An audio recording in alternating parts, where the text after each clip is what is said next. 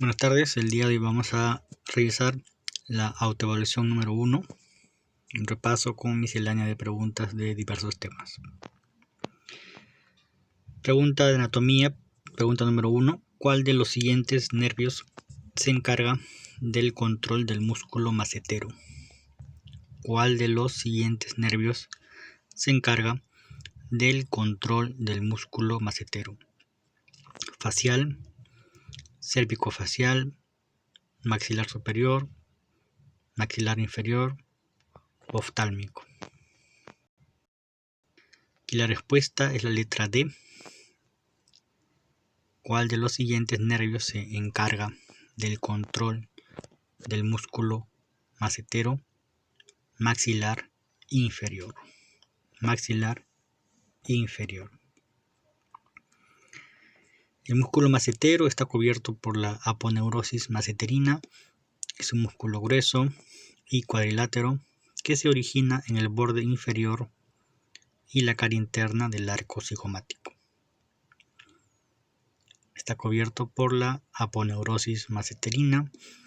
Es un músculo grueso y cuadrilátero que se origina en el borde inferior y la cara interna del arco cigomático.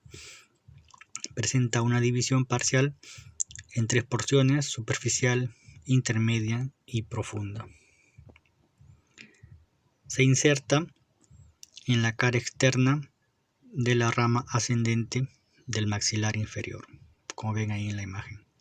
Se inserta en la cara externa de la rama ascendente del maxilar inferior. La inervación a cargo de una rama nervio maceterino del tronco anterior del nervio maxilar inferior. Nos preguntaban. Alcanza la cara profunda del músculo pasando por la escotadura sigmoidea del maxilar inferior.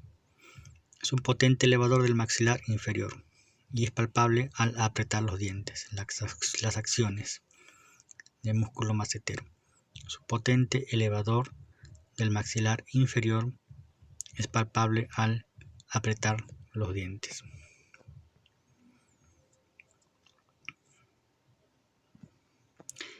Pregunta número 2. De epidemiología. Se desarrolla un estudio con la finalidad de buscar la asociación entre el polvo de una mina y la presencia de problemas respiratorios en la población. Se estudian 2 poblaciones, una expuesta al polvo de la mina y la otra de agricultores. Se hace un seguimiento, esta es la palabra clave, se hace un seguimiento por un año y se registra la aparición de los casos en ambas poblaciones. ¿A qué tipo de diseño epidemiológico corresponde? Cohortes, casos y controles, cuasi experimental, longitudinal, transversal. Entonces, como les decía, la palabra clave en esta pregunta es el seguimiento, lo cual se corresponde con un estudio de cohortes. Un estudio de cohortes.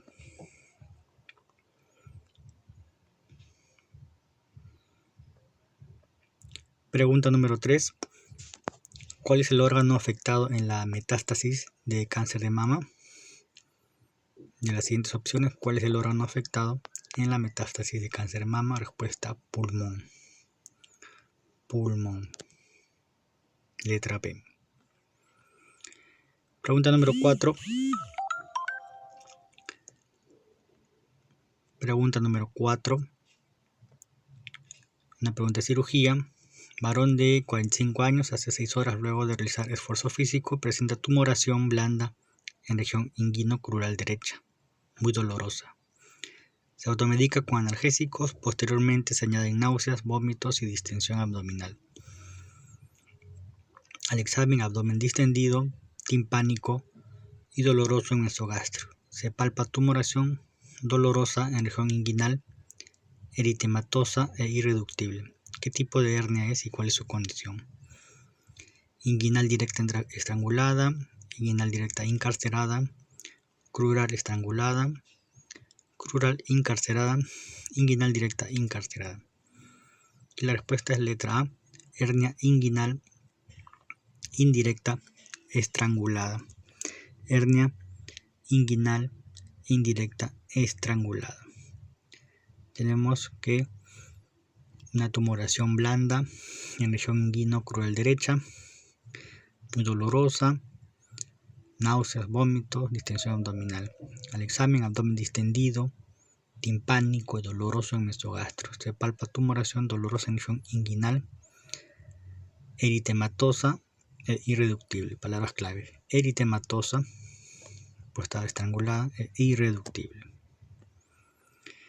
Pregunta 5.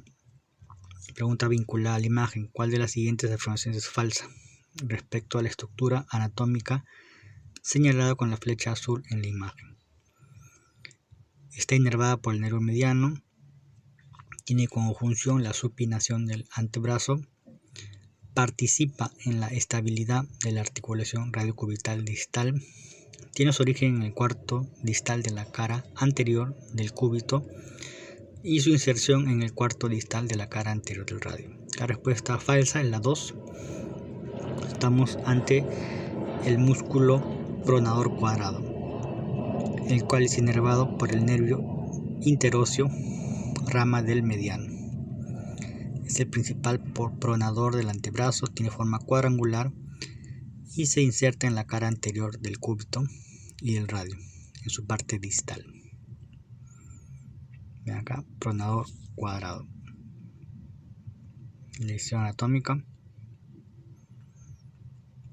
Pregunta número 6. ¿Cuál es el método de monitorización intraoperatoria más adecuado durante una cirugía laparoscópica? La respuesta es capnografía. Capnografía. ¿Cuál es el método de monitorización intraoperatoria más adecuado durante una cirugía laparoscópica? Capnografía, letra A. Pregunta 7. Paciente de 75 años con diagnóstico de diverticulitis complicada al que se le practicó sigmoidectomía y colostomía Hartmann. ¿En qué consiste la ostomía? Respuesta, letra A, exteriorizar la boca proximal y un cierre distal. Exteriorizar una boca proximal, como en la imagen superior derecha, y un cierre distal. Acá el procedimiento de Hartmann. Las bolsas de ostomía que utilizan los pacientes luego de dicha operación. Vean acá, es algo para pacientes niños, adultos, etc. La bolsa de colostomía. Bolsa de colostomía. Pregunta 8. Una pregunta de ginecología. El signo inicial de una paciente con TOP, con síndrome de ovario poliquístico, es oligomenorrea. Oligomenorrea. El signo inicial de una paciente con SOP es oligomenorrea. Pregunta número 9, una pregunta de oftalmología. Mujer de 48 años, acá la edad es importante para esta pregunta, que acude a consulta por un cuadro de disminución de la agudeza visual cercana, también palabra clave, cercana.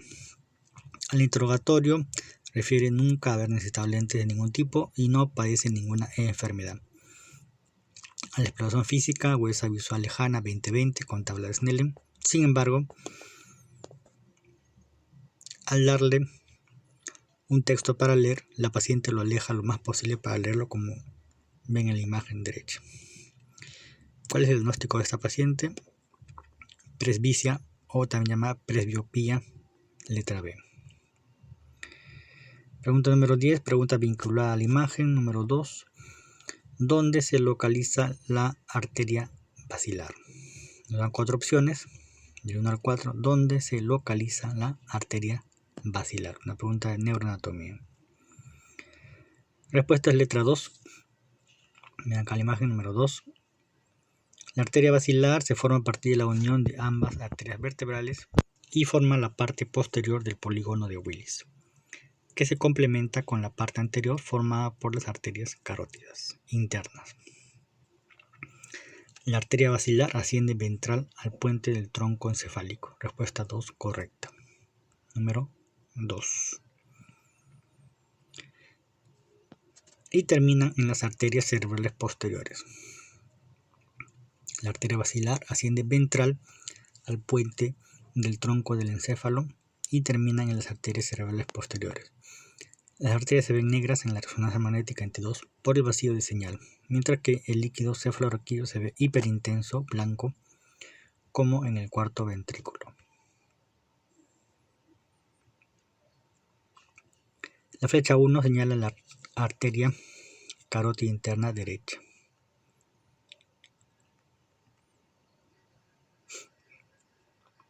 Nótese la vecindad con la pared lateral del seno esfenoidal. La flecha 4 parece que señala dos arterias que se encuentran en la cara medial de los hemisferios cerebelosos, que son las arterias cerebelosas posterior-inferiores, PICA. Podría también estar señalando la cisterna magna, que es una estructura donde se suelen localizar malformaciones y lesiones expansivas. La respuesta, letra 2.